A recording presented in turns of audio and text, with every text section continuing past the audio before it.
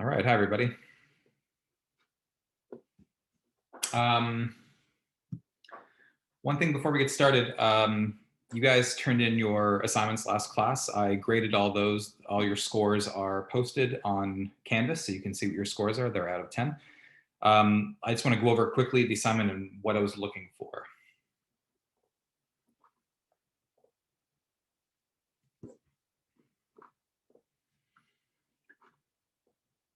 Okay, so I had shown you a clip in class from the show It's Always Sunny in Philadelphia. This is where four people who are working at a bar were making a lot of money. The bar usually loses money, and they realized the reason they were making money was that the people they were serving were underage. Okay. And I see someone saying they can't hear me. Can everyone else hear me right now? Yes? Okay, perfect. So it's probably something on your end then if you can't hear me. Okay. So the idea is that cognitive dissonance was created within these characters, which they then attempted to reduce using one of these 5 dissonance reduction strategies that we talked about. So I want to go over what I'm looking for as an answer for each of these questions. So the first question was, what caused the characters' cognitive dissonance? This is out of 2 points. In order to get 2 points, what I wanted you to do is to identify the attitude that was in conflict with the behavior. Now, in this case, the attitude that's in conflict with the behavior is the following. So the behavior is that they served underage kids alcohol. The attitude that conflicted with that behavior was that they know that they shouldn't be serving underage kids alcohol. That creates cognitive dissonance. Now, a lot of people lost a point on this one because they said that the conflict was between serving, or their attitudes that they shouldn't serve kids alcohol, but they wanted to create a safe haven for the kids. That safe haven part is how they reduced their distance later on. That came after, okay? So what happens first is that distance is created. Once distance is created, then people try to reduce it. So the dissonance was originally created when their attitudes, I shouldn't serve underage kids alcohol, conflicted with their behavior, I did serve underage kids alcohol. So the question is, how are they going to reduce the cognitive dissonance that's created? And they could have used a number of strategies. I accepted 2 answers here. I think the best answer is that they added a consonant cognition, although I also accepted minimizing the importance of the conflict because it kind of works as well. The idea behind adding a consonant cognition is they added a belief that was consistent with their behavior, right? So what they did is they came to convince themselves that in fact they were doing something good by allowing underage kids to drink at their bar, because otherwise they'd be drinking out in public in a park and they could get mugged and bad things could happen to them, right? So by adding that belief that we're creating a safe haven for these kids, and therefore that's consistent with our behavior, which is that we're serving underage kids alcohol, that reduced their cognitive dissonance. Okay. I also would have accepted, as I said, if you indicated that they minimized the importance of the conflict, that also kind of works, because what they basically did is they say, well, it doesn't really matter much if we serve underage kids alcohol because they would get it somewhere else anyway. So in a sense, what they're saying is that if they're going to get it somewhere else anyway, then we might as well create a safe space for them here. It's kind of minimizing the importance of the conflict. It's acknowledging that conflict exists, but it's saying it's not that important because they would have drank alcohol anyway. So that's fine as well. Then for the last question, you had to provide 2 alternative ways they could have reduced their cognitive dissonance. So there's a number of things you could have said here. So obviously they could have changed their attitude. So for instance, they could come to convince themselves that it's not a bad thing to serve underage kids alcohol. So if they can convince themselves that alcohol is not really harmful or something along those lines, if they could come to believe that, they can change their attitude, then that would reduce their cognitive dissonance. The most common answer is that they could change their behavior. That's the simplest one. They can stop serving kids alcohol. Then there's no dissonance to be created. As I just mentioned, they can minimize the importance of the conflict, which is, again, them saying it's not a big deal if they're serving underage kids alcohol because they're going to do it anyway, for instance. And lastly, they could have reduced their perceived choice. And reducing their perceived choice means they come to feel as if they had no choice but to allow underage kids to drink alcohol. So for instance, they could have said, well, we're going out of business. Unless we make money, we're going out of business. So we had to serve them because it's the only way we could have stayed in business. Something like that would be reducing their perceived choice. Okay, so 4 points for that part of the question, 4 points for how they actually reduced their cognitive dissonance, and then 2 points for what caused it in the first place. Okay, With assignment 1 out of the way, I want to finish talking about compliance. So if you recall, last class I introduced the concept of compliance, which is when people make a direct request to change your behavior. And we are framing this section in terms of 6 general compliance principles. And we've talked about 2 already. We talked about the principle of reciprocity, which is the idea that if someone does you a favor, you feel like you owe them a favor. And we also talked about the principle of commitment and consistency, which is when you verbally or behaviorally commit to some course of action, we feel a need to behave consistently with that commitment. And we saw a few different techniques that people use that take advantage of your tendency to respond to reciprocity or to respond to commitment and consistency.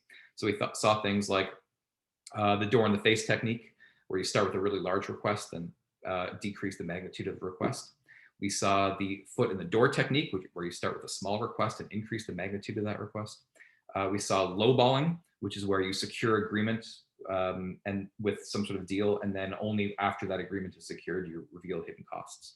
And so we talked about all those techniques in relation to those principles, those 2 principles I've laid out so far.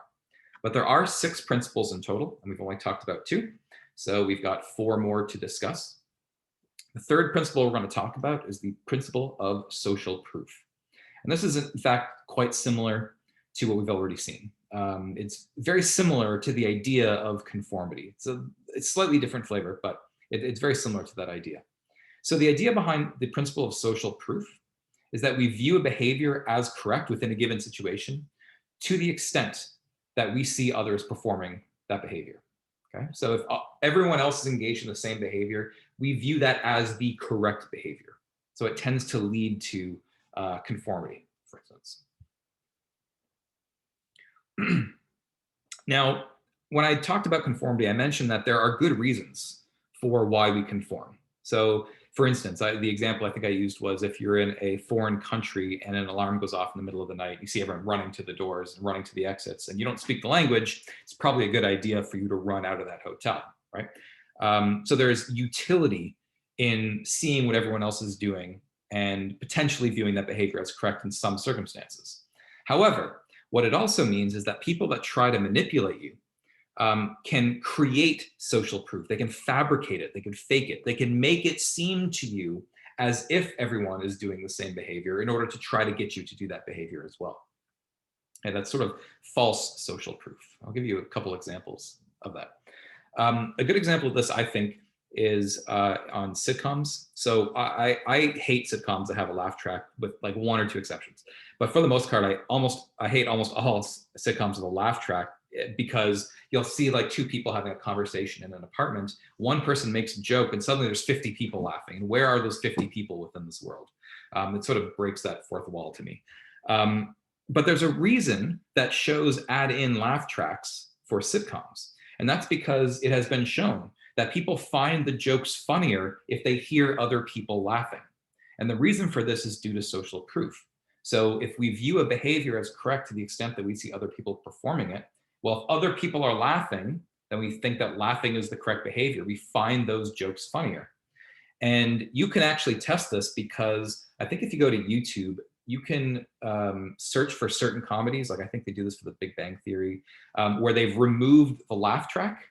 And if you watch those shows with laugh track removed, it's a very surreal sort of experience. It feels very odd and stilted, and it doesn't seem nearly as funny as it might if they had a laugh track in it. So you can actually experience that for yourself if you do that.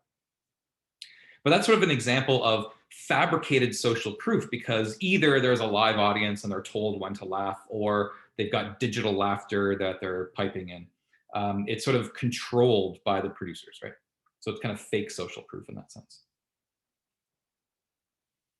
If you work in a service industry and you get tips, like if you work as a bartender or something, you can actually use this to your advantage to make more tips. And I'll give you a tip for how to do that. So what you can do, let's say you have a tip jar that you put out, okay? If at the beginning of your shift, let's say you're a bartender, and at the beginning of your shift, you just put an empty tip jar out. And I go to buy a drink from you at the bar. And then I look to the tip jar and I see that there's no money in there. And therefore, I assume no one is tipping you. And so therefore, I guess the standard behavior is to not tip. On the other hand, let's say at the beginning of your shift, you put $10 of your own and $1 bills in that tip jar, and then you put it out. Now, when I go buy a drink, I look to the tip jar and I see there's a whole bunch of dollar bills in that tip jar. Because of the principle of social proof, I view a behavior as correct to the extent that I see others performing it. So if I see money in that tip jar, I believe that's the correct behavior. That's the behavior I should engage in, and I'm more likely to tip. So you actually make more money in tips if you put some of your own money in the tip jar at the beginning of the shift, because it capitalizes on this principle of social proof.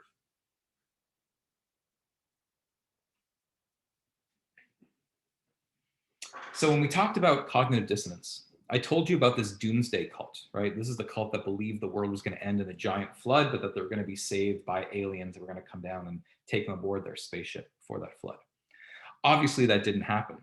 And then we talked about how they attempted to reduce the cognitive dissonance that was created when the world didn't end by convincing themselves that in fact, they saved the world, because that justified all their efforts, right? Well, one of the things I didn't mention is that prior to this disconfirmation, when they still believed the flood was coming and the aliens were coming, they were pretty closed off. They didn't really talk to a whole lot of people. But once they convinced themselves that they saved the world, they just wanted to tell everybody about what they had done. And part of the reason for that shift, for them becoming more public afterwards, is because of this principle of social proof. Because these cult members needed to believe that they saved the world. And one way to convince themselves that they saved the world was to convince other people that they saved the world. Because if other people believe they saved the world, it makes it much easier for me to believe, because of the principle of social proof. We view a behavior as correct to the degree that we see others performing it. Or we view a belief as correct to the degree that we see others endorsing that belief. And so if I can convince other people that I saved the world, it helps me believe that I saved the world as well.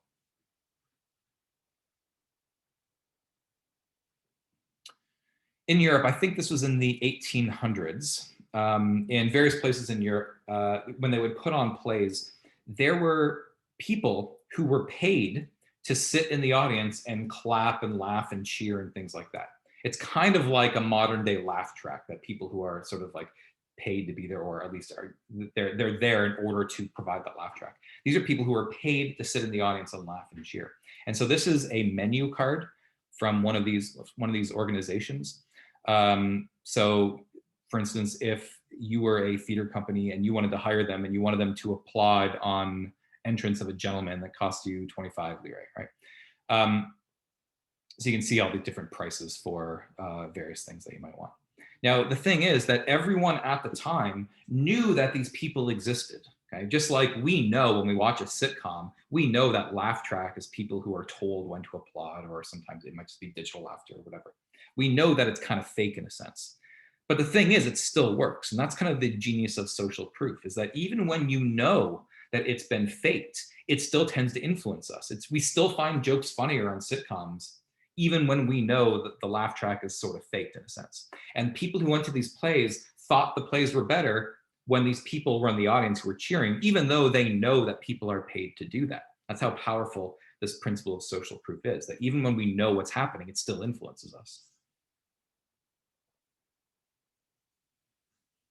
It's also been shown that things like suicides tend to be somewhat contagious, meaning that when there's a highly publicized suicide, like a famous person kills himself, there tends to be a little bit of a bump in the suicide rate over the next couple of weeks, generally. Okay, this is a graph that collected some data on this. And so what this graph shows is a difference in the number of suicides within the country as a function of when they occurred in relation to a highly publicized suicide. So you can imagine that if a famous person kills himself, for instance, okay, then any bar that goes above this zero line, that means that there are more suicides than you would expect based on historical data. And if the bar goes below the line, it means there's fewer suicides than you would expect based on historical data. Okay, that's why there's negative numbers. It doesn't mean there were negative 200 suicides. It means there are 200 fewer suicides than you'd expect. So what you can see is that the month of a big story where a famous person kills themselves, the suicide rate just jumps, right? So there's an extra about 1,400 people who killed themselves who otherwise would not have killed themselves. And then the month after the highly publicized suicide, that suicide rate is still kind of elevated, around 900 people. And then it goes back to normal about 2 months afterwards. So again, what this is showing is that there's an extra about 1,400 plus 900 is about 2,300 people. That's an extra 2,300 people who are killing themselves, who wouldn't have killed themselves had it not been for that highly publicized suicide. That's what I mean when I say that suicides can be contagious in that sense. The same thing applies to school shootings, that when there are school shootings, that can sometimes lead to sort of this bump in school shootings afterwards, because that's sort of contagious as well. And part of the reason for the contagiousness of suicides or school shootings is due to the principle of social proof. Okay, now I'm not saying that someone who's not considering suicide to begin with, they're not going to be influenced and just decide to kill themselves because they read a story of a famous person who killed themselves. But what I mean is that there are a certain number of people who are depressed and they're considering possibly committing suicide. And when they come across a highly publicized suicide, and because of the principle of social proof, we view a behavior as correct to the extent that we see others performing it. So if we see other people engaged or committing suicide, that can tip some people over the edge to make that decision to kill themselves. Same thing with school shootings. It's not going to create a school shooter out of someone who didn't have that inclination to begin with, but there might be someone who's having homicidal thoughts who, when they see a highly publicized school shooting, it sort of pushes them over the edge. Like, oh, that person's getting famous for this, I can get famous for this. And it pushes them over the edge to commit a school shooting. Okay? So part of the reason for the contagiousness of suicides and school shootings is due to this principle of social proof.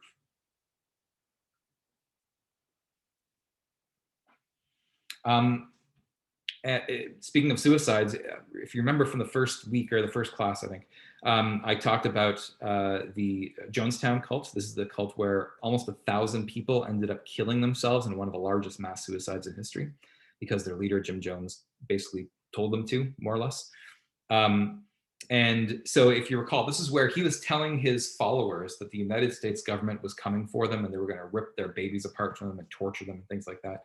And in order to prevent the government from doing so, he had this giant vat of Flavor Aid, poisoned Flavor Aid, is poison with cyanide. And people were going to come up one by one and take some themselves and kill themselves. And if they had a child, they're going to give it to their child and then kill themselves. Now, it's sort of extraordinary that so many people seemingly willingly did this.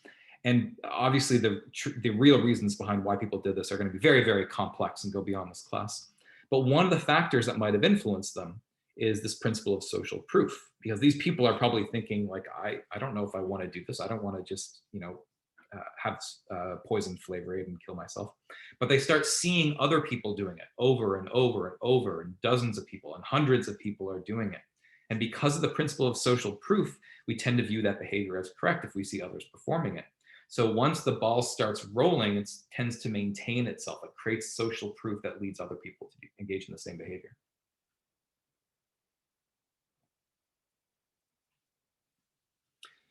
Social proof is particularly likely to occur under certain circumstances. So if you remember, one of the basic findings in social psychology that we've already talked about is that when we're uncertain of what the correct behavior is, the first thing we do is we look to other people, right? So social proof is looking to other people. What are other people doing? So we're more likely to use social proof under conditions in which it's sort of uncertain what the correct behavior is. If you know exactly what the correct behavior is, we're not necessarily going to look to other people to figure it out because you already know. But if you don't know what the correct behavior is, that's when we tend to look to other people. That's when social proof is most powerful under these conditions of uncertainty. And if you think about who you're going to look to, well, remember that when we looked at social comparison theory, if you wanted to find accurate information about yourselves, you tended to compare yourself with a similar person, right? Well, same idea is at play here. If you want to know what the accurate behavior is, what you should be doing, then we're going to tend to look to people who are the most similar to us. Okay, so we don't necessarily look to anybody to figure out what to do. We're going to tend to look to other similar people to figure out what to do. And there are commercials that take advantage of this tendency. So for instance, I've seen commercials for sunglasses and things like that, usually at like 2 in the morning, where they'll stop random people on the street and they'll give them a pair of sunglasses and they'll say, "What's your opinion on these sunglasses?" And they always have glowing positive things to say about them, right? Well, what's happening, of course, in these commercials is that they're editing these comments, right? So obviously, if they stop a random person and they give them sunglasses and the person says, I don't really like these, they're not putting that on the air. So right off the bat, they're manipulating the social proof. They're only showing you the people who have positive things to say to make it seem as if everyone likes these sunglasses, because they know that's going to be most likely to change your attitudes towards it, to make you or to encourage you to buy them. But furthermore, the idea that they're stopping people on the street is sort of clever, because what they're doing is, like, they're trying to emphasize the fact that these are not paid actors, right? That this is a normal person. This could be you walking down the street who just happens to run into this film crew. As a consequence, the people who are giving these positive recommendations seem sort of similar to us, right? They're not actors. They're not paid to do this. Because they seem similar, those are the very people we look to for social proof. So it encourages us to buy their product. Okay, so that's the principle of social proof. A fourth principle of compliance is the principle of liking. And this is a very simple one. This is simply the idea that we're more likely to comply with people that we like. Now, we're going to look in the attraction section. I think we're going to start that next week, maybe. We're going to look at attraction. We're going to see some of the factors that lead us to like people. So I'm not going to spend too much time on this now, but I will mention a couple things. So we're going to see this again later on, but we tend to like people that we find physically attractive, which I know is not exactly groundbreaking. And we're going to look a little bit later on in the attraction section on what things we tend to find physically attractive. But one of the interesting phenomena that's related to this is something known as the halo effect. The halo effect is kind of the reason why we tend to like people who are physically attractive. The idea behind the halo effect is that if we think that someone has one positive characteristic, we tend to assume they also have multiple other positive characteristics as well. In other words, you can think about the idea that we really like our social world to be simple. We like the idea that there are good guys and bad guys. The idea that there are complex people that have good qualities and bad qualities all mixed together is a little too complex for us. So we kind of like simple worlds, right? And so if someone has positive characteristics, we like to think that they have all sorts of other positive characteristics, so we can just put them in the good category. As a consequence, if we consider physical attractiveness to be a good quality, then what that means is we're motivated to also think that they're nice and they're generous and they're trustworthy and blah, blah, blah. As a consequence, we tend to like and are influenced by physically attractive people because of this sort of unconscious tendency we have to assume that attractive people have other positive characteristics as well. There is something that's the opposite of the halo effect called the horns effect, which is the basic idea that if you think someone has one negative trait, you also assume they have all sorts of other negative traits as well. Again, because it makes the world simple to think about. We also, as I've mentioned before, we also like people who are similar to us because, again, if we like ourselves a whole lot, which we've seen that we do, well, if you're just like me, obviously I'm going to like you as well, right? So we tend to like people who are similar to us, as we're also going to see in the attraction section. And so I won't spend too much time on that now. We also tend to like things that we find familiar. Now, this is based on something called the mere exposure effect. Here's the basic idea. The more you're exposed to something, and that could be a person, or it could be like an abstract symbol or a painting or a song or whatever it is, the more you're exposed to a stimulus, on average, the more you come to like it over time. There are limits to this. If you initially hate a song the first time you hear it, you're going to hate it more and more the more you hear it, generally. What I'm talking about is if you initially have a neutral attitude towards something, a neutral or better attitude, then the more you're exposed to it, the more you come to like it, because we tend to like things that are familiar. That's called the mere exposure effect, because the mere exposure to something tends to lead us to like that thing. And there are lots of studies where, for instance, let's say that, assuming you don't speak or read Chinese, if I showed you a Chinese character that you've never seen before, and I ask you to rate how aesthetically pleasing it is, how nice it is to look at, you will tend to rate it higher. You will like it more if I've shown it to you multiple times before. And the same principle applies to people. They've done studies on this, where the more you're exposed to someone, as long as you have at least initially a neutral attitude towards them, the more you will come to like them over time. So they conducted a study, for instance, where a researcher had a female student go to either every single class throughout a semester in one section of his class. She went to only half of the sections, or half of classes in a separate section of the class, or she went to none of the classes in a third section of the class. She never interacted with anyone. She just went there, sat down, and left at the end of lecture. At the end of the semester, the professor put her face on the screen and simply said, rate how much you like her. As I said, no one had ever interacted with her, so they didn't actually know her. But what happened is that in the class where they had seen her every day because she had come every single day, they said they liked her the most. Then the class in which they saw her half of the classes, they rated her second most. And the class where they never saw her in any of the classes, they liked her the least. So simply being exposed to someone made them like them more and more. Okay, and this leads to an interesting prediction. This is kind of a clever study, I think. If the mere exposure effect is true, and we like things that we're exposed to a lot, then it makes that makes a simple prediction. If you imagine all of the instances in which you see your own face, there's really only there's two major instances in which you see your own face. One is when you look at yourself in pictures or video, okay, or Zoom, like I'm looking at myself right now in Zoom. The second instance is when you look at yourself in a mirror.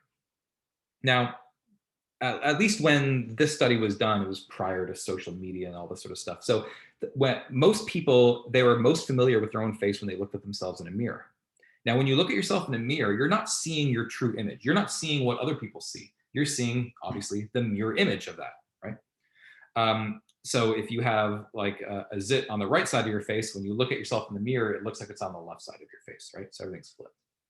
So what that means is that if the most common instance in which you see yourself is when you look at your mirror, look in the mirror, then if I gave you two images, one image is of your true face and one image is of your mirrored face, so the flip of your regular face, and I made you choose between those two images, according to the mirror exposure effect, you should choose the mirror image of your face.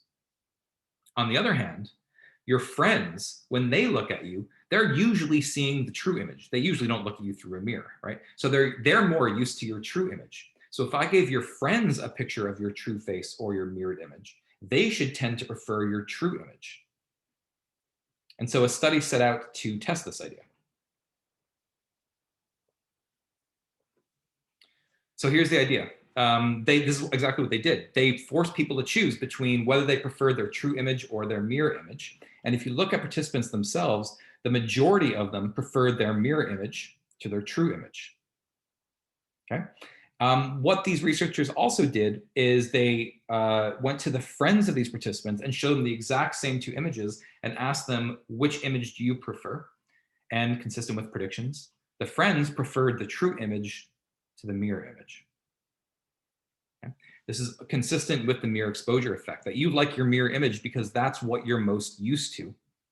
And this has some interesting implications, I think, because if you think about social media and the pictures that you post of yourself on Instagram or whatever, what this is showing is that the pictures that you think that you prefer of yourself are not the pictures your friends prefer of you.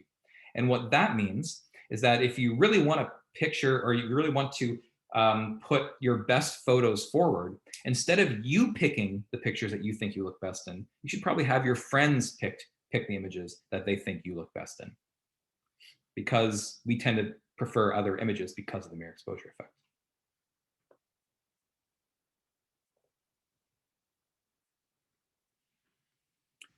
So the company that makes Tupperware, they made a ton of money with their sort of unique business model.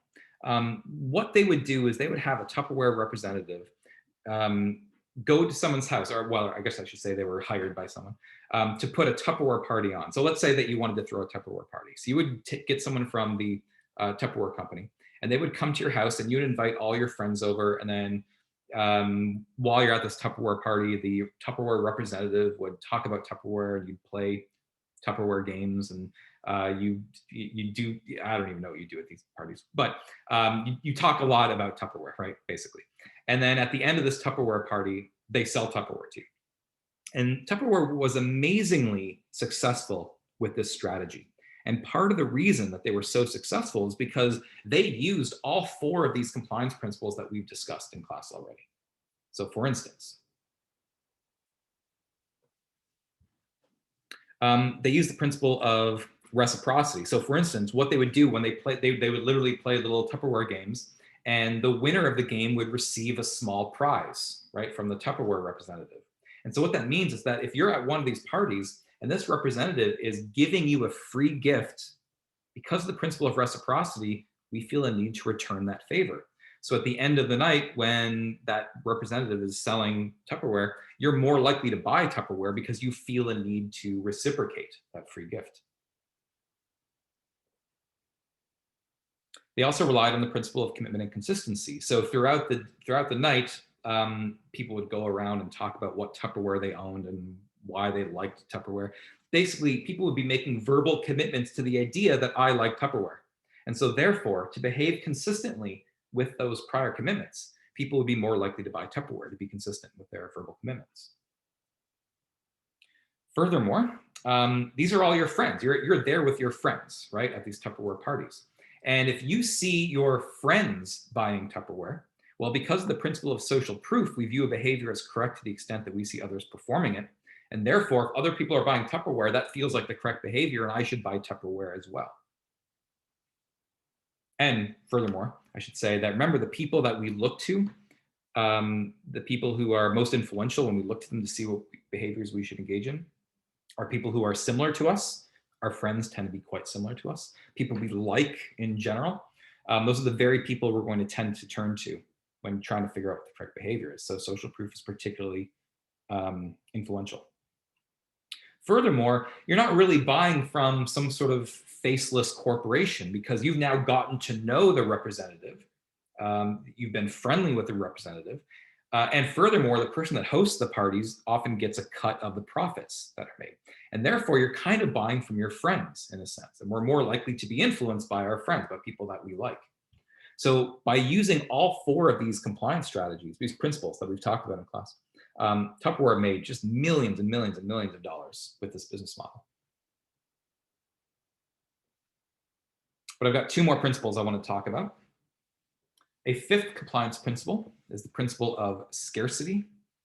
This is the simple idea that things seem more valuable to us when there are fewer of them, when they're less available. Okay. That can happen in a number of ways. It could be because there's only a limited number of these things, these objects that are being sold, or it could be that there's only a limited time that you're available to buy this product. And you've heard of statements like this: for a limited time only, while supplies last. These are phrases that indicate that there's limited numbers or limited time. And the reason that these commercials tell you while supplies last or for a limited time only, they're not doing you a favor by telling you that. They're doing that because that makes you more likely to buy their product. So here are just some examples of all sorts of businesses that are trying to induce this principle of scarcity.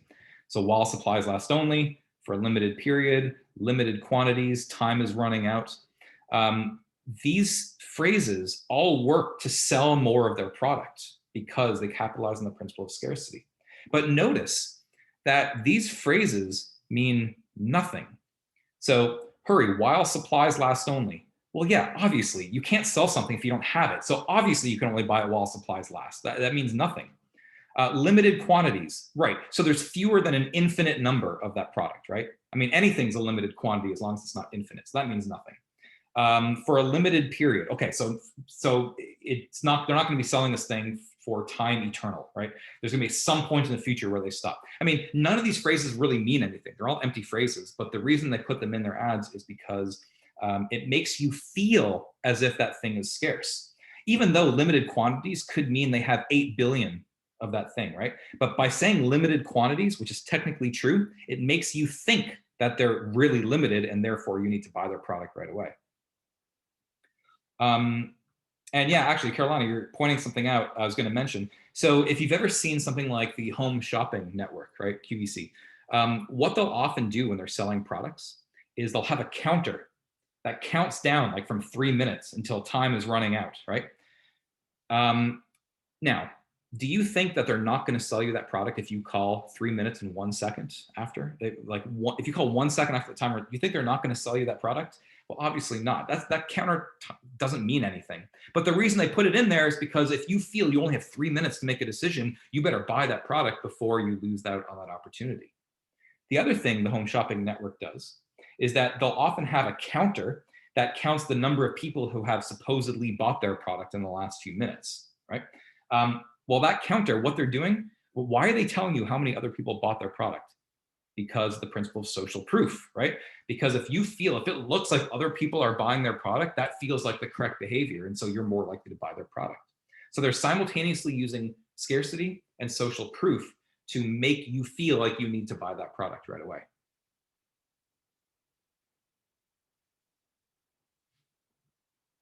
There's a study that looked at this. This is a very, very, very simple study. Um, this is one you want to participate in if you're a participant here, because all you have to do is taste cookies.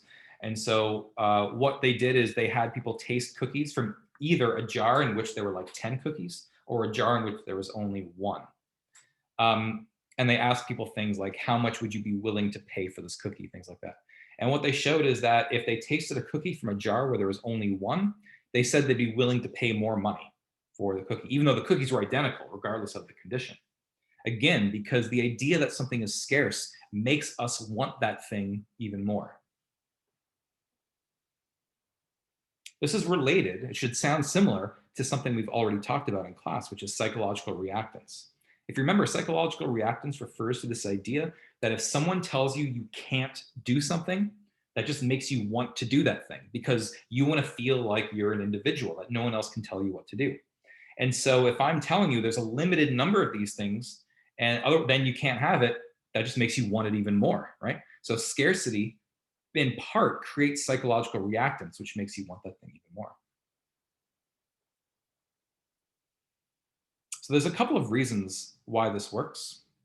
As I kind of alluded to a second ago, scarcity implies social proof, right? If something is scarce and they're running out of them, that sort of implies that they're running out of them because other people are buying them. So scarcity makes you feel as if everyone else is buying these things, and so therefore you should as well. So it implies social proof. But more than that, there's just a psychological tendency we have that we hate the idea that we had an opportunity to buy something or to take advantage of something, and then we lost that opportunity and now we can't get it again, right? It's sort of like we can't anticipate feeling regret at not having taken an opportunity. And therefore, to avoid maybe feeling regret later, I better buy this thing right now while it's available before it runs out. Then I don't have to worry about feeling regret later on. Okay, so we just hate to lose an opportunity that we once had. Okay, so that was the fifth compliance principle. The sixth compliance principle is the principle of authority. And this is the simple tendency that we have to comply with authority figures, even if the authority is unrelated to the request. I don't know if you guys remember the show To Catch a Predator. This was a while ago. This is on, when was this? This is like 10 or 12 years ago. So I don't know if you guys remember that or not. But on that show, Chris Hansen would basically have these undercover investigations and people would come over thinking that they're meeting with an underage person. And then he would sort of surprise them and say, and obviously they get into a lot of trouble for this. But one thing that he would always do at the beginning is he would say something when this person shows up and they're surprised that they're not meeting this 12-year-old girl or whatever. He would say, why don't you just please take a seat right here? And almost all the time they would do it. Now, these are people who are basically caught red-handed trying to solicit sex from an underage person, right? Highly illegal. And yet, when he would say, why don't you have a seat? They would just sit there, like 95% of the time. Why would they do that? Well, because of this principle of authority, that we tend to comply with authority figures, even if the authority figure is unrelated to the request. I'll give you an example, another research example of this. This is a study where what researchers did is they were waiting outside where people were parking at the side of the road. And so a person would come up and park by a meter, and they'd start going through their pockets to try to find quarters to put into the meter. At that point, someone working with the researcher would come out from behind a building, and they were either dressed as a security guard or they were dressed in regular plain clothes.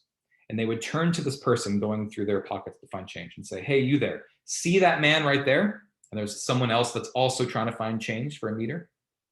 Give that man a quarter. And then he turned around and went back behind the building. Now, obviously, a security guard has no authority to tell you to give someone else a quarter. They have no authority to do that, right? However, when people were dressed as a security guard, people were more likely to give a quarter to this person who supposedly needed it. So in other words, we tend to comply with authority figures, a security guard, even if the authority is unrelated to the request, because in this case, a security guard has no power to tell you to give someone else a quarter. In fact, the police know this as well, right? And they will often use it to try to get you to allow them to do something they wouldn't otherwise normally be allowed to do. So for instance, if they pull you over, they can't search your car unless they have a good reason or unless you allow them to, you verbally allow them to. And so they'll say things like, you don't mind if I search your car, do you? Now you can say no to that as long as they don't have other probable cause, but people don't do that a lot and they will let them search a car. Even if people have like drug paraphernalia in their car, they'll sometimes say, I don't mind if you search my car, because of this natural tendency to obey authority figures. And this is partly why it's particularly important to know what your rights are. People always say they know what their rights are. I don't think many people know what their actual rights are. It's important because the police and other people in positions of authority will often use this principle against you. Okay, I'm not going to expand upon the principle of authority, though, anymore, because this principle is kind of related to our next topic that I want to discuss. So far, we've been talking about 3 different kinds of social influence: conformity, persuasion, and compliance. And every time I've been ratcheting up the sort of directness or the strength of that social influence. And the 4th topic of social influence we're going to discuss is obedience. And now we're going to get to the strongest, most direct influence. And that's what I want to transition to discussing, is obedience. Before we do that, let's have a quiz. So let's go into Top Hat.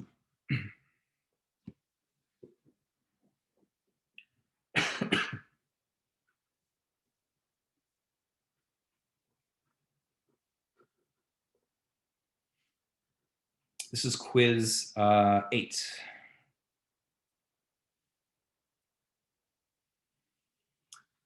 This quiz is all about the compliance principles. Okay, and so what I want you to do basically is match the compliance principle to the phenomenon in the question. You guys are seeing my screen, right? Where are you? Hang on, I'm not sure if you are.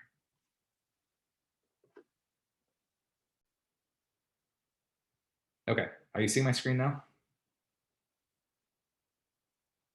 Perfect, okay. Okay, so let's begin.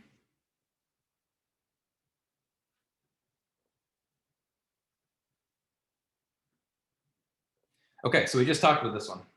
Which compliance principle explains why people liked cookies when there were only 2 of them? Oh, I might have said 1 in class. There were 2 of them. 2 of them instead of 10 of them. Is it reciprocity, scarcity, social proof, or commitment and consistency?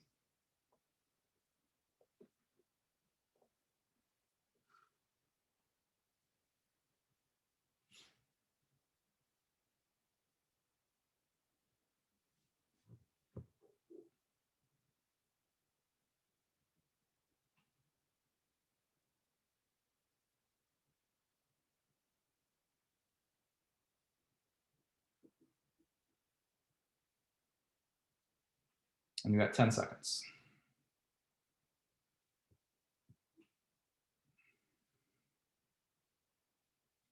3, 2, 1. Okay, so we just talked about this one. So this one should be quite easy. Actually, you know what? I'm not going to go through it. Yeah, I'll go through the quiz questions at the end of the quiz, actually.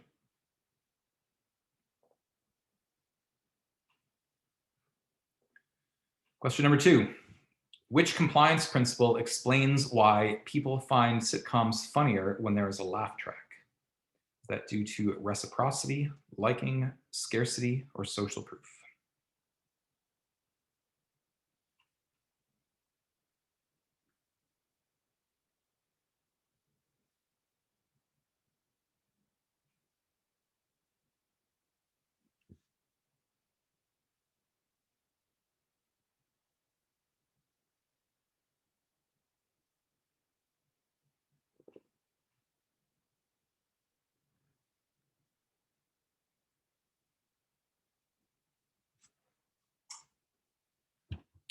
And you've got 10 seconds.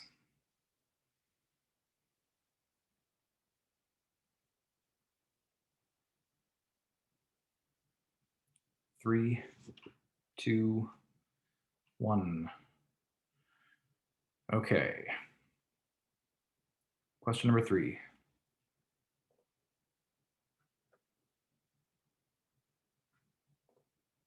Which compliance principle explains why we prefer our mirror image to our regular image? Commitment and consistency, social proof, liking, or scarcity?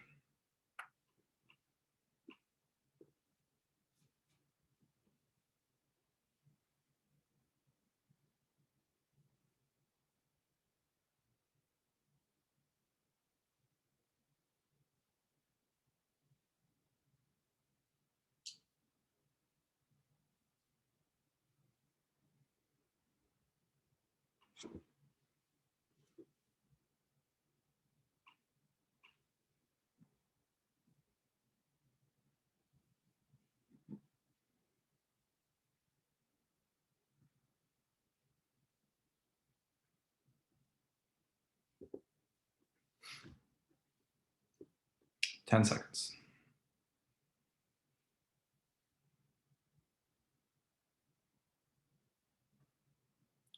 3, 2, 1.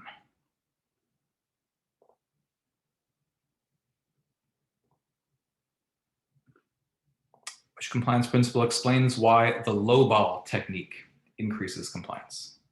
Commitment and consistency, liking, scarcity, social proof.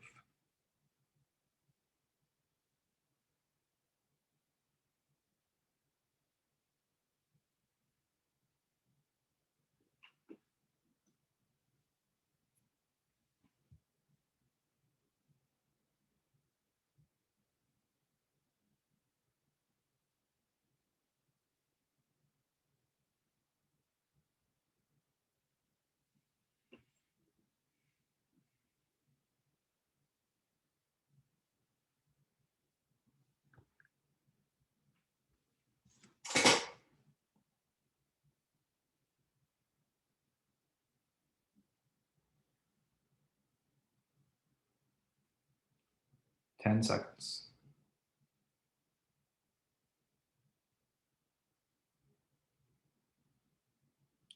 3, 2, 1.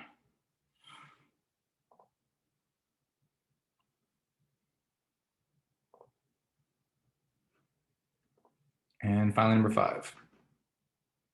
Which compliance principle is demonstrated by the idea that we should treat others as they treat us? Reciprocity, liking, commitment and consistency, social proof.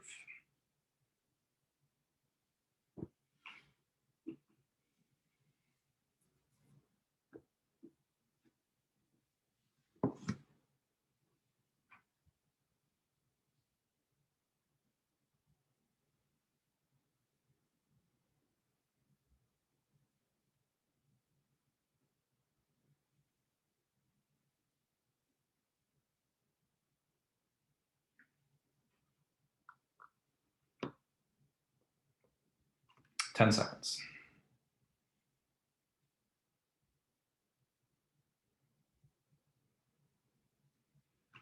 3, 2, 1.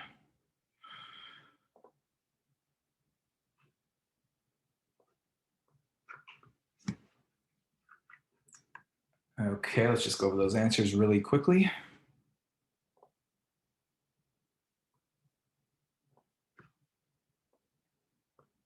All right, Why do people like cookies more when there are 2 instead of 10? Well, that's due to the principle of scarcity. When there's fewer of something, we tend to want that thing even more. So that, you guys got that one. Which compliance principle explains why people find sitcoms funnier when there's a laugh track? Well, that's due to the principle of social proof, as you guys point out. When we hear other people laughing, it makes us feel like the jokes are funnier because we view that as the correct behavior. The fact that we prefer our mirror image to our regular image is due to the principle of liking. As I said, because of the mirror exposure effect, we tend to like things we're familiar with. We're familiar with our mirror image, and therefore we tend to prefer our mirror image to our regular image.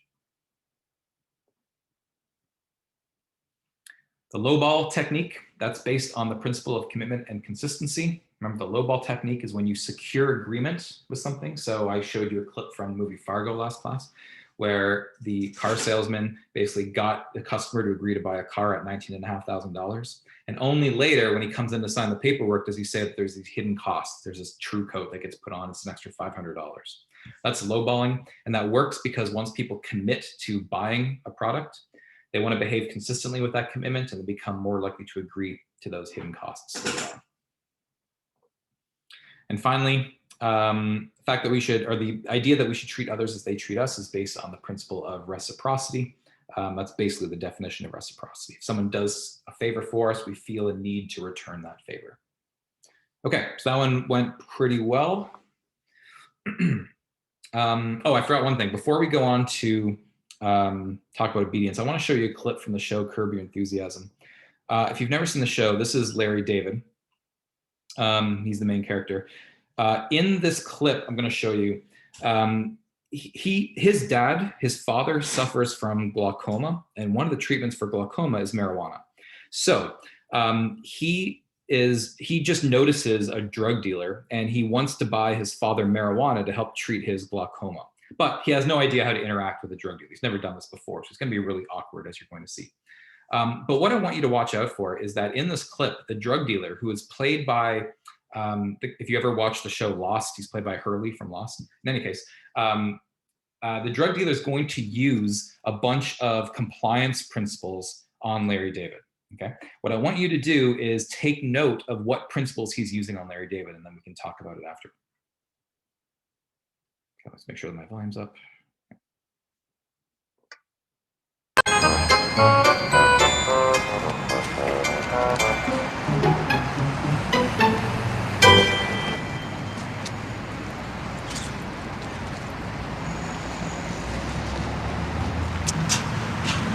Good afternoon. Good afternoon.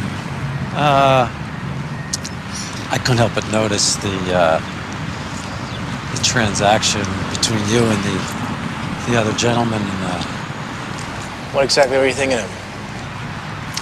a little weed going. You know, some weed. Yeah, I got it. Yeah. You know, first of all, you can calm down a little. Sure. Just, you know, relax. Just no, I'm create the illusion that we're friends talking here, all right? What are you kidding me? You know what? You're 100% right. That's too much. All right, yeah. Okay. You're doing fine, all right? All right. Just chill out. All right. Well, I can get you an ounce of, like, some real, you know, hydroponic scientific stuff that'll run you $500. Hydroponic. Yeah. I'm not looking for a sound system, my friend. You know what I mean? Just looking to get my father a little relief. Let's play it safe. I'll give you an ounce of swag. Swag. It'll cost you $200. An ounce of swag, 200. 200. Is that a fair price you're quoting me there, sir? Look, you can pay me $200 or go fuck yourself. Okay, well. Look, I don't need to sell the drugs. No. The drugs will sell themselves. Sure. No, forget it. No, let's go swag. Swag. 200 for the swag. No, swag 200. Okay, I got it. So what do we do? What happens? You got 200? Right? Yes. All right, take out the $200. I'll count to 3. Where is it? It's right here. Let me put my hand on it. Just give me your money, sir. 1. You're not letting me put my hand. Your hand is on it. Okay. Your hand is on it. All right. 1, 2, 3. Just sit. All right, now keep walking. Okay. Any particular direction? Just please move. Which way? Just walk. Jesus Christ. gotta go this way. Just go.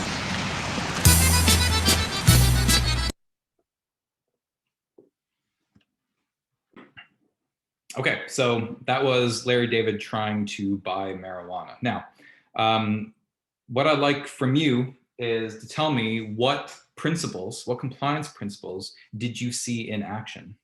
There's at least 3.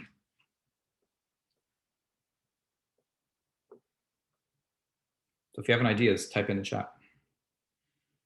Okay, so reciprocity, specifically door in the face, right? So door in the face occurs when someone makes a large request, gets turned down, and then follows it up with a smaller request. And because they're following it up with a lower request, it makes it feel like they're doing you a favor. So he started off by asking for $500 for the hydroponic stuff, and then he dropped it to $200 for the swag, right? So started with the high cost and then dropped it down. So that's kind of like the door in the face technique, which is based on the principle of reciprocity. It's exactly right.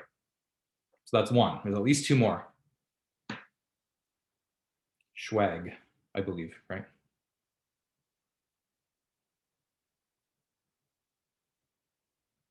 What else? What other principles did you notice?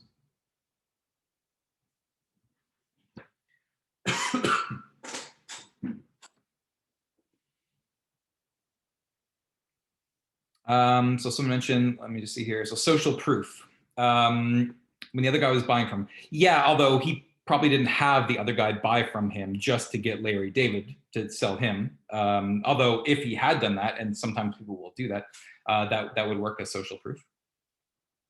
There is another way, though, that social proof is happening. People are mentioning scarcity. So when he said he didn't need to sell it, yeah, exactly. So that's a good point. So when he said, if you notice, Larry David's kind of on the fence, like, I'm not sure if I want to buy this. And as soon as he said, forget about it. And as soon as he said, forget about it, Larry David said, no, wait, I want to buy it, right? As soon as he made it scarce, Larry David didn't want to miss out on this opportunity that he once had. And so it made him want to buy it. So scarcity is one for sure. People who said commitment and consistency. I see there's a few people who said that. Why are you saying that?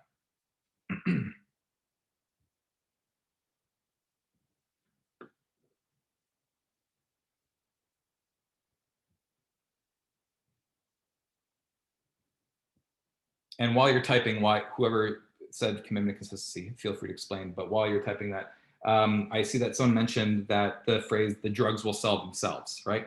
Well, if the drugs are selling themselves, what does that imply? That implies that other people are buying them, right? And if other people are buying them, then you should as well. That's the principle of social proof, right? We view behavior as correct to the extent that we see others performing it. So that's like a social proof idea, right? So we've talked about reciprocity, social proof, and scarcity. Those are the 3 main ones. Commitment and consistency. Okay, so it could be that if he had made a commitment to his father, that makes him more likely to behave consistently with that commitment. That's possible.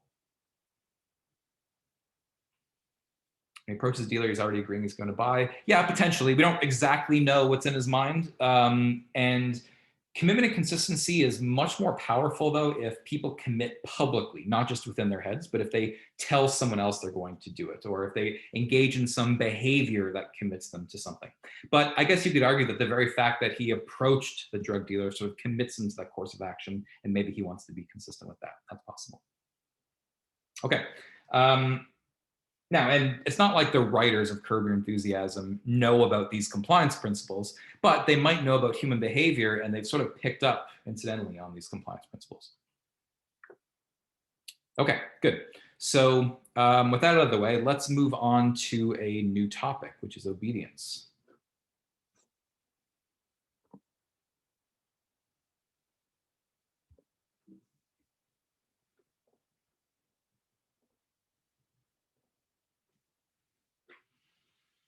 So as I mentioned, where's the chat here? I just lost the chat. Hang on one second. You guys are still being able to see my screen. Oh, no, you're not. That's why it's not showing up. That's right. Okay, there we go. Okay, so this is, as I said, the most direct form of social influence. In contrast to, remember, persuasion is an attempt to change people's attitudes, and compliance is an attempt to, as a direct request to try to change people's behavior. When we talk about obedience, we're talking about trying to change behavior, not based on requests, but based on demands, commands of authority figures. And that's why I said this is related to the concept of authority when we talked about compliance. Now, this was studied primarily, famously, by a researcher by the name of Stanley Milgram. And Stanley Milgram started to research this following World War II, when people, really realized the atrocities that were being committed in Nazi Germany with the concentration camps, et cetera. And a question that had arisen among social psychologists was basically, how is it the case? Well, among more than social psychologists, among all sorts of people. How is it that people committed such acts of atrocity that would torture and murder other people? How did that happen? Did it just happen to be the case that a bunch of sociopaths were born in Germany at that time? Well, obviously that's not the case, right? So Stanley Milgram, being a social psychologist, was particularly interested in whether there were any situational constraints that might have tended to produce this sort of behavior. He wasn't satisfied with thinking that these people were just inherently sociopaths or something, that there were situational factors that might have influenced this behavior as well. And so he wanted to know how far people would go in the name of simply following authority. And that led him to conduct what are, in my opinion, the most famous studies in all of social psychology that you might have come across even outside of this class, which are Milgram's obedience studies. These are absolutely famous in social psychology, in part because of what they reveal about human nature, and in part because of the counterintuitive nature of his studies, as we'll see.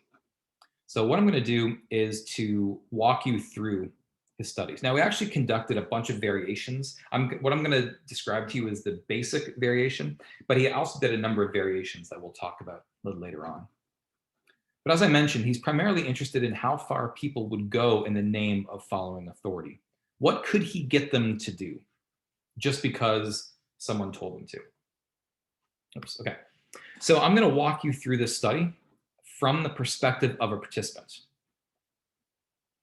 So imagine that you sign up for this study, you show up to a lab, and when you get there, there's another participant in this sort of waiting room area. And the researcher comes out and says, what we're interested in today is the effects of punishment on learning. We actually don't know how punishment affects people's tendency to learn.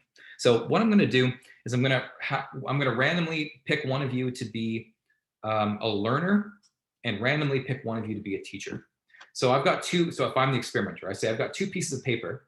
One has the word learner on it. One has the term teacher on it. I'm going to randomly shake them up. You draw one, the other person draws one. You open yours up, and fortunately for you, yours says teacher. The other person says that his says learner. Okay, so the learner, the other person, the experimenter takes them into a back room and invites you to come along. Now what happens is that the learner, who's this guy here, this guy with glasses, okay, he's being strapped into a chair. So you can see that his wrists are being strapped into a chair like that, so he can't actually move. He can still move his hands like this, which is going to be important because in a few minutes, he's going to be asked some questions by you, the teacher, and he's going to respond by pressing a switch. The switch is right here. You can kind of make it out on the table in front of him. So he's going to use his hand to press a switch. And it's going to be like a multiple choice test. He presses one of 4 switches depending on how he wants to answer. Okay. Now, you can also see that the experimenter, who's this guy here, and that's his associate, he has this little bottle here, and he's putting a little gel on this guy's skin. And the reason he's putting gel on his skin is because he's going to hook up some electrical contacts basically to the skin.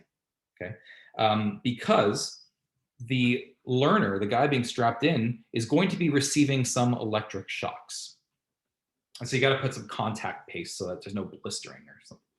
Okay. Now, at this point, the learner says, I've had some heart issues in the past. Is this dangerous? This electricity, these electric shocks, are they dangerous to me? And the experimenter says, although they might be extremely painful, they won't leave any long-term lasting damage, which is hardly comforting if you're being strapped in and about to receive these electric shocks, right? Now you're watching this all happen. You're not doing anything, you're simply watching this all happen, okay? After this guy's strapped in, the researcher takes you to an adjacent room. And he sits you in front of this giant shock generator. Which looks like, hang on, looks like this. You can't really make it out right here. I'm going to show you a video next class. You'll be able to see this a little better. But this shock generator has a bunch of switches on it. Okay. Okay. Now, what you're told is that in a moment, you're going to be reading off a list of word pairs. Things like blue girl, green house. And the learner, you're going to do this over like an intercom system. And the learner is going to hear them, and he's got to memorize these word pairs. Blue girl, green house.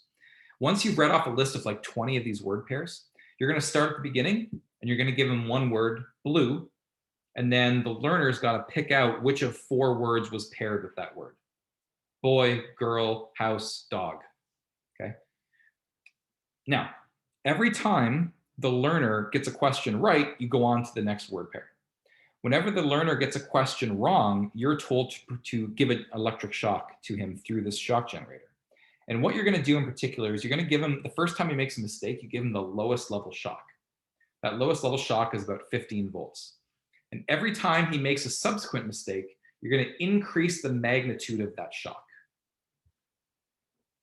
So if you were to think about how this looks physically, then here's the student who's strapped in and he's connected to the shock generator in a different room. This is a wall right here, this black line.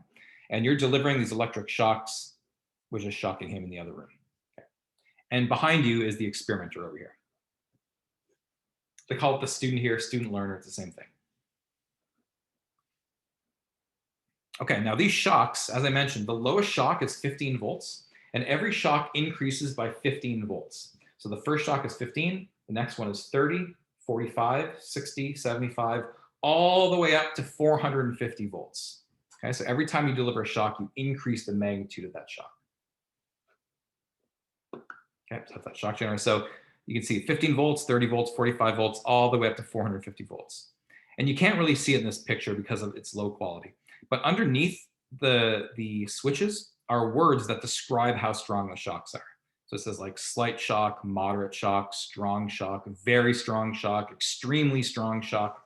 The last 3 switches are simply labeled XXX. Now what happens is this. So you start this procedure, you read off these word pairs, and you start testing the learner. Okay. And he gets some right, he gets some wrong. So you're slowly going up the shock generator. And when you get to 75 volts, that's the, what, 5th one, 15, 30, 45, 60, 75, the 5th time you give him that electric shock, you can hear him audibly grunt through the wall. Like, ugh. When you get to 120 volts, you can hear him start to shout in pain. When you get to 150 volts, he starts screaming out saying, I refuse to continue this experiment. Let me out of here. When you get to 200 volts, he starts complaining about his heart. I told you I had a heart condition. My heart's starting to bother me now. You can hear this, him yelling this through the wall. When you get to 300 volts, he starts screaming, these blood-curdling screams. And he starts saying, I refuse to answer anymore. Get me out of here. I'm not going to answer anymore. When you get to 330 volts, he falls silent and you never hear from him again. Now, obviously, though, as you start to give him these shocks, you're going to start to look to the experimenter. As soon as he starts shouting in pain, you're going to look to the experimenter and say, should we go on? Should we stop this? But here's the problem that you have, because every time you turn to the experimenter to see what you should do, the experimenter says one of the following things. He's fine, go on. The experiment requires that you go on. It is absolutely essential to go on. You have no choice, you must go on. So the experimenter is telling you to go on. So you're placed in this awkward situation where the experimenter is telling you to deliver these shocks, to keep going, and yet you don't really want to because you hear that this guy's in pain. Now, one disclaimer, this guy is not receiving shocks, okay? This is someone who is working with the experimenter and is only pretending to receive shocks. And he's following a very specific script. Now, you don't know this, so you believe, as a participant, you're actually delivering shocks to this guy. Now, what the researcher wants to know, of course, is will you continue to deliver shocks to this guy, or will you be so influenced, will you have a tendency to want to obey authority so much that you will just go on with the commands of authority, that you will keep delivering shocks to this guy, or will you stop it? What are you going to do? You're going to keep delivering shocks, or are you going to call off the experiment? But to do so, you have to go against the authority of the experimenter. Now, this was all set up, by the way. It was a rigged drawing to begin with, such that you always draw the role of the teacher, and so that they have this guy acting as the role learner the whole time. Now, before Milgram actually conducted this study, he asked a bunch of people what they would predict, what they thought was going to happen. And yeah, some people are mentioning the ethics of this study, and we're going to talk briefly about that next class. But yeah, you're right, that it is considered, you can never do this study today. The only reason they could do the study back then is because back in the 50s and 60s, when these studies were being done, we didn't have the ethical institutional review boards set up like we do now. We cannot run a study without getting it approved by these institutional review boards, who would never approve a study like this for reasons that we're going to see later on. When he asked people to predict what would happen, people said, these are like psychologists who were asked, people predicted that participants would disobey at around 135 volts. Okay, that's when they thought people would call an end to the experiment and disobey the experimenter. When they were asked what percentage of people would go all the way up the shock generator and deliver the strongest possible shock of 450 volts, they said only the most sociopathic of sociopaths would do this. 0.1%, okay? 1 out of every 1,000 people, just like the absolute psychopaths in this world. No one else would ever go up and deliver that strong of a shock. And these people and their predictions were completely and utterly wrong. So if we go back, let's go back for a second. So people thought that participants would disobey at around 135 volts. So if we go back to this chart here, so they thought people would disobey right after he starts shouting in pain and before he even refuses to continue the experiment. Okay, so right at 135 volts. They were completely wrong, because not a single person disobeyed prior to 240 volts. 100% of people in the study obeyed and delivered shocks all the way to 240 volts. If you go back for a second to see what that is, that means that every single person in the study, without exception, delivered electric shocks, or they believed they were delivering electric shocks, to someone who has been shouting in pain every time he gets a shock, who has refused to continue the experiment, and who has complained about his heart condition that he had mentioned prior in the study. And yet every single person continued to deliver what they thought were electric shocks to this person, to 240 volts. No one disobeyed before 240. In fact, even when you get to 240 volts, it only dropped off by about 12%. You still get like 88% of people continuing to deliver electric shocks. In fact, what you find is that 2/3 of people went all the way up the shock generator and continued to deliver electric shocks at 450 volts.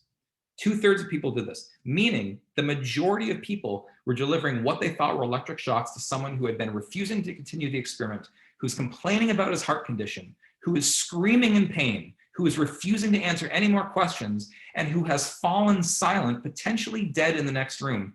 And remember, he fell silent at 330 volts, which means 2/3 of people were delivering electric volts to someone who's potentially dead in another room, not once or twice,